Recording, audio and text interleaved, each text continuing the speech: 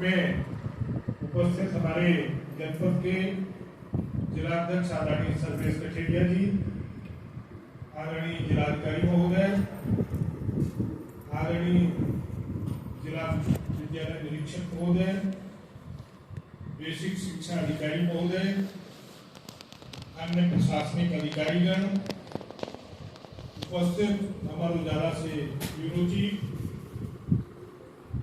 छात्र छात्राएं, शिक्षक शिक्षिकाएं, सभी सम्मानित बंधु। अभी आपने माननीय मुख्यमंत्री जी का माध्यमिक शिक्षा बोर्ड और उससे कनेक्टेड विभिन्न बोर्डों की मेधावी छात्रों को सम्मानित किया और शिक्षा क्षेत्र में विभिन्न तरीके के प्रोत्साहन देकर उनको और आगे बढ़ाने का काम किया। मैं माननीय मुख्यमंत्री जी को बहुत बहुत बधाई देता हूं और माध्यमिक शिक्षा बोर्ड से या विभिन्न अन्य बोर्डों से जिन छात्र और छात्राओं ने विशेष अंक प्राप्त करके हमारे प्रदेश और भारत को गौरवान्वित करने का काम किया, ऐसे मैं सभी छात्र छात्राओं को बहुत बहुत बधाई देता हूं। और इसके साथ साथ उन शिक्षक और शिक्षिका बहनों को भी बधाई देता हूं कि उन्होंने अपने विद्यालय में एक ऐसा शैक्षिक परिसर तैयार किया जिसके माध्यम से वो बालक और बालिकाएं आगे बढ़कर देश और प्रदेश में अपना नाम रोशन कर रहे हैं। और उनका विशेष धन्यवाद इसलिए भी करना चाहता हूं कि उन्होंने इस विकसित भारत के निर्माण में अपना योगदान दिया, इसलिए वो विशेष बधाई के पात्र हैं। मैं माननीय मुख्यमंत्री जी का धन्यवाद इसलिए भी करना चाहता हूं कि उन्होंने को आगे बढ़ाने का बहुत अच्छा काम किया। मैं 18 और 19 में मैं भी मंत्री था।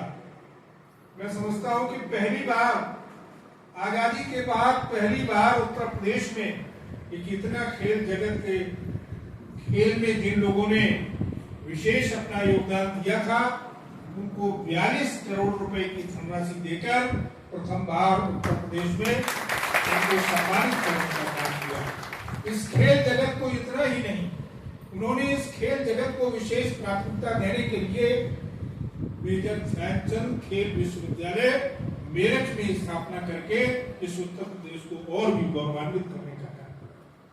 मैं कहना चाहता हूं कि संस्कृत विद्यालय बड़ी जर्जर व्यवस्था में थे। जर्जर स्थिति में होने के कारण संस्कृत विद्यालय का भी विकास नहीं हो पा रहा था।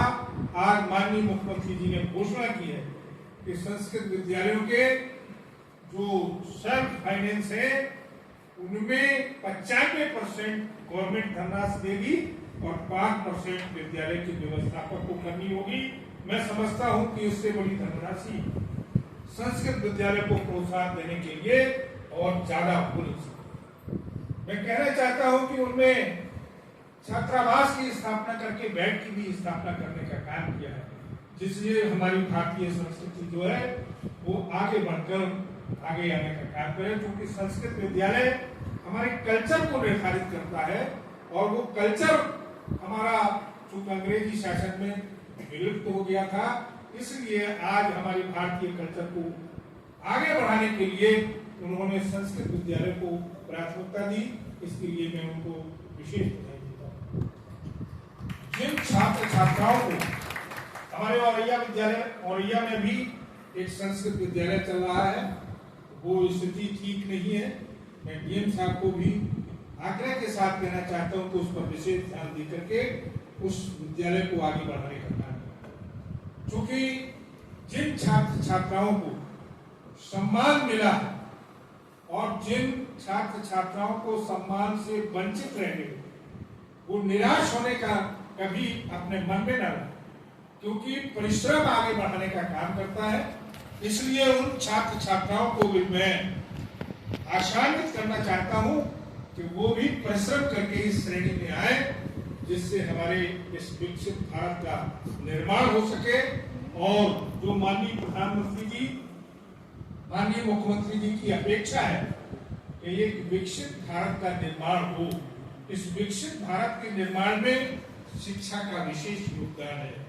मैं कहना चाहता हूं कि शिक्षा के क्षेत्र में माननीय प्रधानमंत्री जी ने जिस प्रकार का गुणवत्तापूर्ण शिक्षा का प्रयास किया है, मैं बताना चाहता हूं कि वो राधाकृष्णन आयोग से लेकर के मुदलियार आयोग से लेकर के अभी तक शिक्षा नीति में जो परिवर्तन हुए थे, वो निवर्तमान सरकारों ने उस पर लागू करने का काम नहीं किया था। आज 2020 शिक्षा नीति जारी करके आदरणीय मोदी जी ने शिक्षा में क्रांति लाने का काम किया है। इसलिए मैं आप सभी शिक्षकों को बहुत बहुत बधाई देना चाहता हूं और छात्र छात्राओं को उनके उत्साहवर्धन के लिए विशेष धन्यवाद देना चाहता हूं। और जो लोग इस पुरस्कार से वंचित रह गए छात्र छात्राएं, वो आगे परिश्रम करके इस श्रेणी में आने का प्रयास करें। इसी के साथ सबका बहुत बहुत धन्यवाद देते हुए मैं अपनी वाणी को विराम देता हूं। जय हिंद, जय।